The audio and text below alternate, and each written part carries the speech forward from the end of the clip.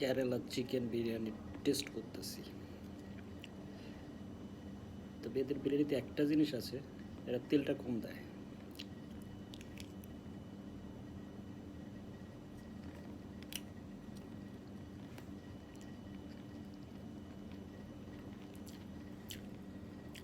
আমাদের বাংলাদেশের রেস্টুরেন্ট বলেন, পাকিস্তানি রেস্টুরেন্ট বলেন, এদের বিরিয়ানিতে প্রচুর পরিমাণ অয়েল থাকে, প্লাস